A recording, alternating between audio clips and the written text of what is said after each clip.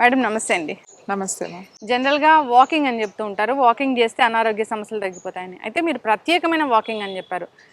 దానివల్ల ఏంటంటే చాలా ఎక్కువగా ఎఫెక్ట్ అనేది ఉంటుందని చెప్తున్నారు. అసలు ఆ వాకింగ్ అంటే ఏంటి? ప్రత్యేకమైన వాకింగ్ దానివల్ల మనకు కలిగే ఆరోగ్య లాభాలంటే ఏంటి? ప్రత్యేకమైన వాకింగ్ అంటే రివర్స్ వాకింగ్. ఓహ్! మనం మామూలుగా అయితే ఇలా నడుచుకుంటూ వెళ్తాం. హ్మ్. ఫాస్ట్‌గా నడుస్తాం, స్లోగా నడుస్తాము. ఆహ్, ఇలా ముందుకెళ్తూనే ఉంటాం. బాడీకి వెనక్కి వెళ్ళే అలవాటు ఉండదు. హ్మ్. కాబట్టి మనం ఏం చేయాలంటే రోజు చేసే వాకింగ్ అంటే కొంతమంది హాఫ్ అన్ అవర్ చేస్తారు, 45 మినిట్స్ చేస్తారు. హ్మ్. కొంతమంది 1 అవర్ చేస్తారు వాకింగ్. ఎప్పుడు చేసినా అందులో ఒక 5, 10 మినిట్స్ మీరు రివర్స్ వాకింగ్ చేస్తే హ్మ్.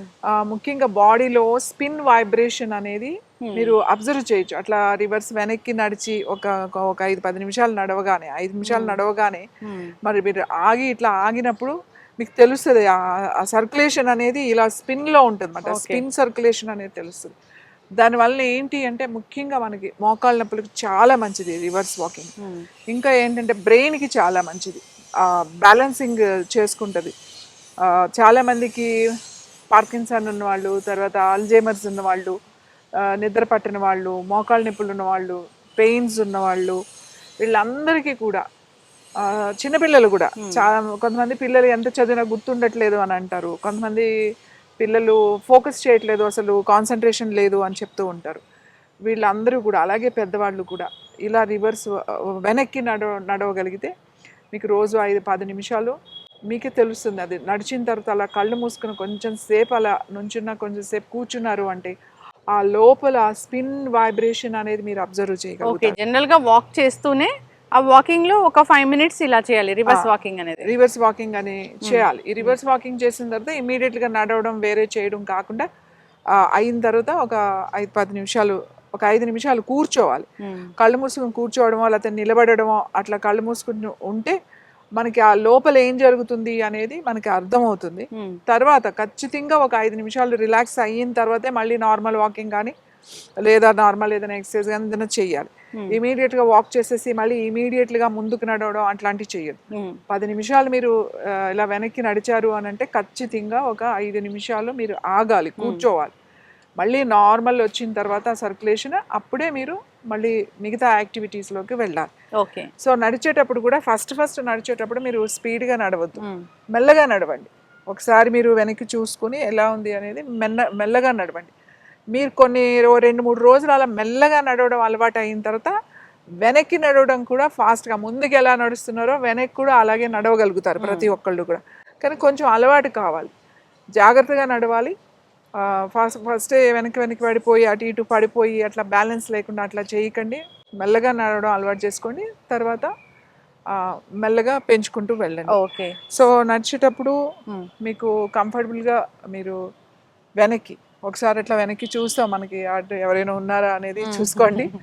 చూసిన తర్వాత మెల్లగా వెనక్కి మాట ఇట్లా ఒక్కొక్క స్టెప్ వేసి ఇట్లా వెనక్కి వెళ్ళడం మాట. చేతులు 2 మామూలుగా ఇలా కిందకు వదిలేసేయండి. ఓకే. మనం ముందుకు నడిచేటప్పుడు చేతులు ఎట్లా ఉంటాయో అలాగే హ్మ్. వెనక్కి నడిచేటప్పుడు కూడా హ్యాండ్స్ అట్లానే ఉంటాయి. ఇలా మూవ్ చేయడం. సో, ఇలా ఓకే. ఇక్కడ నడిచింది. హ్మ్. సో, నార్మల్ వాకింగ్ కన్నా దీనికి ఏంటి డిఫరెన్స్? అంటే వెనక్కి నడవడం ఒకటేనా? ఇంకా ఏంటి? అంతే అండి. ఆ! వెనక్కి నడవడమే. ఆ! మామూలుగా అయితే ముందుకు నడుస్తూ ఉంటాం ఆ! కదా! దీంట్లో వెనక్కి నడుస్తామట. వెనక్కి అలవాటయిన తర్వాత అంటే ఇప్పుడు చూడండి చాలా ఫాస్ట్‌గా హ్మ్. వెనక్కి కూడా చాలా ఫాస్ట్‌గానే ఎళ్తామన్నమాట. ఓకే. హ్యాండ్స్ ఇట్లనే ఫ్రీగా పెట్టుకొని వెనక్కి కూడా అట్లా. ఒకసారి చూసుకోవాలి. అవును. హ్మ్. సో, ఇలా వాక్ చేశాక కాసేపనేది మనము ఆగాలి. కూర్చోవాలి. హ్మ్. కంపల్సరీగా ఇలా మీరు ఒక 10 నిమిషాలు చేశారనుకోండి, హ్మ్. 10 నిమిషాలు కొంతసేపు ఎక్కడైనా కూర్చోవాలి. హ్మ్. కూర్చొని కళ్ళు మూసుకొని ఆ వైబ్రేషన్ ఉంటుందన్నమాట. హ్మ్. అదంతా అయిపోయిన తర్వాత అప్పుడు మెల్లగా హ్మ్. మీరు నెక్స్ట్ ఏం చేసుకోవచ్చు, లేకపోతే నెక్స్ట్ వెళ్ళిపోవచ్చు అట్లా హ్మ్. చాలా చేయాలి. ఎఫెక్టివ్‌గా పనిచేస్తుందన్నమాట. చాలా ఎఫెక్టివ్‌గా ఉంటుంది. మీరు యెస్. కొంచెం సేపు నడిచిన తర్వాత చూస్తే మీకు ఆ డిఫరెన్స్ తెలుస్తది మీకు హ్మ్. నడిచింది కూడా. ఓకే. ఎప్పుడైనా కానీ వాకింగ్ అనేది జనరల్ వాకింగ్ అనేది మనం ఎన్ని మినిట్స్ చేయాలంటారు? జనరల్ వాకింగ్ అనేది ఒక హ్మ్. ఎక్కువ అంటే 45 మినిట్స్ అండి. హ్మ్. 45 మినిట్స్ ఇస్ ద బెస్ట్ వాకింగ్‌కి హ్మ్. ఏదైనా సరే.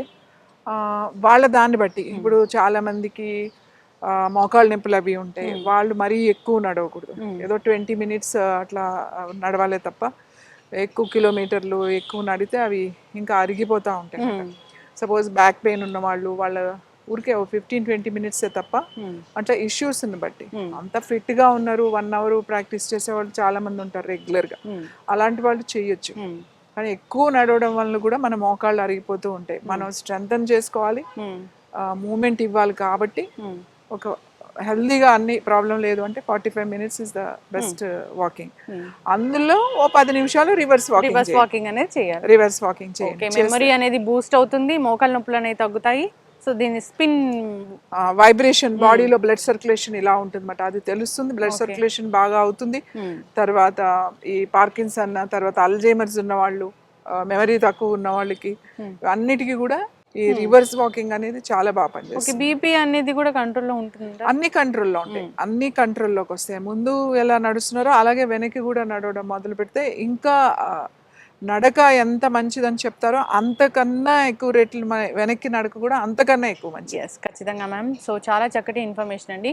సో వాకింగ్ అనేది రివర్స్ వాక్ చేయాలి, వాక్ చేస్తూనే సో ఒక 5-10 మినిట్స్ ఇలా రివర్స్ వాక్ చేస్తే కనుక ఇప్పుడు చెప్పిన అనారోగ్య సమస్యలు అనేవి చాలా ఈజీగా తగ్గిపోతాయి. చక్కటి ఇన్ఫర్మేషన్ అండి. అందరూ కూడా ప్రాక్టీస్ చేయాలని కోరుకుందాం. ధన్యవాదాలు.